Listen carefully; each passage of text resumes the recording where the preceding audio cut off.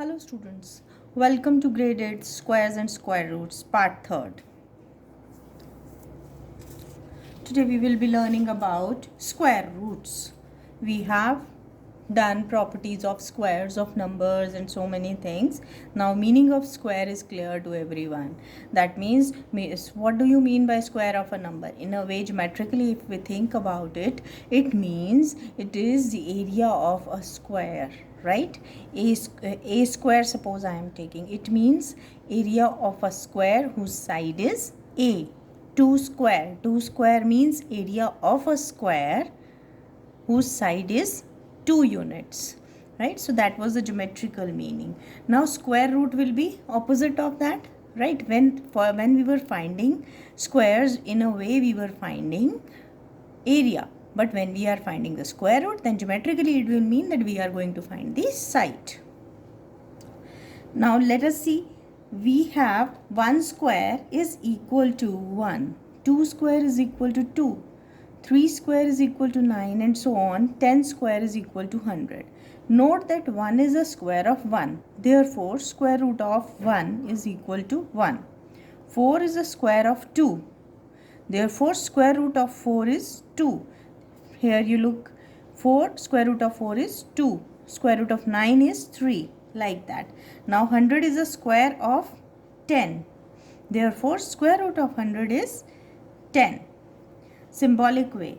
How do we write? This is the sign for square root. Square root of 100 is equal to 10. Square root of 81 is equal to 9. And square root of 36 is equal to 6. Mathematically, square root means the power of this number is 1 by 2. That means square root of 4 is equal to 4 raised to the power 1 by 2. This means this is equal to 2 raised to the power 2 raised to the power 1 by 2. This 2 and 2 cancel and you get 2 here. Square root of 100 is equal to 100 raised to the power 1 by 2. That is equal to 10 square raised to the power 1 by 2. 2 and 2 will cancel. You get 10. 400 under the root, that is equal to 400 raised to the power 1 by 2, which is equal to 20 raised to the power 2 raised to the power 1 by 2. 2 and 2 cancel and you get 20 here. Now square root, as I have told you, see, if I have area of a square is equal to 100 square units, then side of the square can be written as, this is I am giving you a geometrical meaning, can be written as square root of 100, that is equal to 100 raised to the power 1 by 2, which we discussed just now. That is equal to 10 raised to the power 2 raised to the power 1 by 2. This cancels, so you get 10 units. That means the square of the side of the square is 10 units when the area is 100 square units. Now there are many methods of finding the square roots. Prime factorization of method of finding the square roots. This is very easy, the simplest method. Find the square root of 144. For that we find out all the prime factors of 144. So we start with 2 here. 2, 72 is a 144. 2, you get 36 here, then you divide 36 by 2, you get 18. 18 divided by 2 gives you 9, and then you divide this 9 by 3, 3 3s are like that, right? Now all these factors can be written like this. 144 is equal to like this. After that you make pairs of all these. So when you are taking out square root, the power is reducing to half, isn't it? So that means from here you are going to take out 1 out of this pair, 1 out of this pair, and 1 out of this pair. So square root of 144 will be equal to 2 into 2 into 2, that is equal to 12. Or mathematically if we try to do it, then what will you have? Square root of 144 is equal to 144 raised to the power 1 by 2, which is equal to 2 raised to the power 4 into 3 raised to the power 2. From where did I get this? From here. 2 raised to the power 4 into 3 raised to the power 2, and outside you have the power half. Now apply the laws of exponents, then this power will be multiplied with both these powers. So you have 2 raised to the power 4 into 1 by 2 into 3 raised to the power 2 into 1 by 2. These cancel, so this is equal to 2 square into 3, which is equal to 12. Hence square root of 144 is equal to 12. Let's take few more examples for practice. Find the square root of the following numbers using prime factorization method. Now I have here 1764. Find out the prime factors of 1764. See, all these are correct. With 2 when you do, this is 8. 16 is left, again 8 and then 2. Then you divide it by 2, you get 441. Divided by 3, you get 1, 4, 7. Right? And then again divide by 3, you get 49. Divide 49 by 7, you get 7. And so 7 ones. Now, root of 174 can be written as 174 raised to the power half. This can be written as 2 raised to the power 2 into 3 raised to the power 2 into 7 raised to the power 2. Similarly, all these powers will be multiplied with this. They get cancelled, and so you have 2 into 3 into 7, that is equal to 42.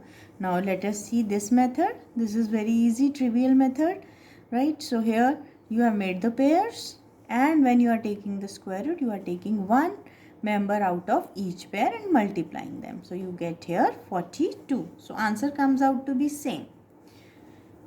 Similarly, we have one more example, that is 9604. The best way to use these videos is that the moment you have got a question, you pause it, you solve it yourself and check your answer from this. Okay. So now you are dividing it. So 2 by 2 you are dividing, you get 4802. Again you divide by 2, you get 2401. Then now this doesn't go with 3, 5 or 6 either. Then we try with 7. 7, 343 here, right? Again it goes here 49, 7 and then 1, right? So it's 9604. You have written it, convert it into pairs and now mark them as pairs and then take out one member out of each pair. So you get here 98 answer. Now there is one more method of finding the square roots, that is called successive subtraction of odd numbers. It's very easy, but this is successful only if you have small numbers. If bigger numbers are there, then we have prime factorization method and one more method that we'll be teaching you today. Now in this successive subtraction of odd numbers, what we do is we start subtracting the odd numbers one by one. The smallest odd number is 1. So from the given number I am subtracting 1, I get 24. Next is 3. So 24 minus 3 is 21. Again 25 minus 5 is equal to 16. 16 minus 7 is equal to 9. And 9 minus 9 is 0. Now you see you have got 0. The moment I get 0, it means it is a perfect square. And what is the square root of this number? The square root of this number will be the number of steps it has taken to get you 0. So here we have got 0 in 5 steps. Therefore, square root of 25 is equal to 5. Let us take one more example, 81. So start subtracting the consecutive odd numbers and we notice that we get 0 in 9 steps. So therefore, square root of 81 will be equal to 9. Let us take some questions, applications of prime factorization method or square roots you can say. Now find the smallest number by which we will multiply the given numbers to get a perfect square number. Also find the square root of the new number. So for this what we have to do, our method is that because when you have to multiply or divide, right? So here this prime factorization method has to be taken. First of all, you find out the prime factors of the given number. Then make the pairs and find out which number is left out. The number which is left out, so you will multiply it with that number so that the pair is completed. So that is going to be the answer. It's like here you have 180. We have found prime factorization of 180 and we have got this. So after making pairs, I find that 5 does not occur in pair. Therefore, we must multiply 180 by 5 to get a perfect square. So new number will be 180 into 5, which is equal to 900. Now we have to find the square root of that number. So square root of that number is found again by prime factorization. When you will find the prime factors of 900, you will find that 5 also occurs in pair now. Therefore, square root of 900 will be equal to 3 into 2 into 5, which is equal to 30. Or if you want to find like this, you can easily, because it's an easy number, you can always write root of 900 as under the root 9 into 100. And both of these are square numbers. So you can always write them in pairs like 3 into 3 and 10 into 10. Then out of them, 1 each will be taken out. So answer is 30. Next is 1458. Now what should we multiply to this to get a perfect square number? So here, find out the prime factorization of 1458. We get this. Start making the pairs. After we have made the pairs, we notice that 2 does not occur in the pair form. Therefore, we must multiply the given number 1458 by 2 to get a perfect square. So, the new number would be 1458 into 2, which is equal to 2916.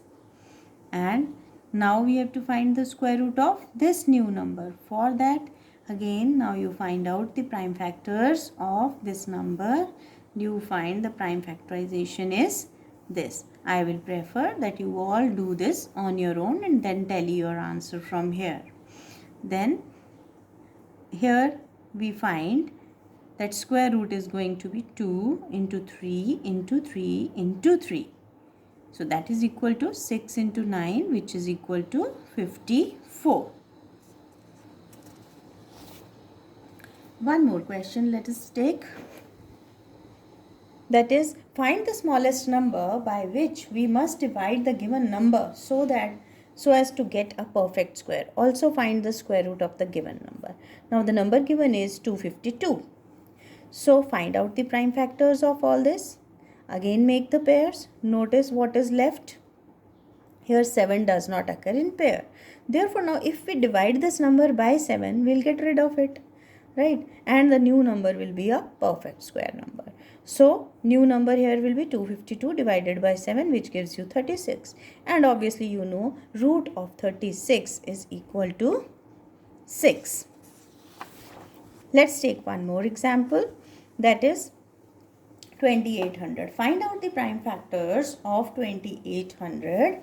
We get these, and again here we notice that 2, 2, 5, all these they are occurring in pairs, but again 1, 7 is left. So it does not occur in pair. Therefore, we must divide 2800 by 7 to get a perfect square. Hence, the new number would be 2800 upon 7, which is equal to 400. And we know square root of 400 is 20. And if we have to find out, then that can be done very easily by using this prime factorization method. Thank you. Hope this video was useful for all of you. Enjoy learning squares and square roots. Thank you.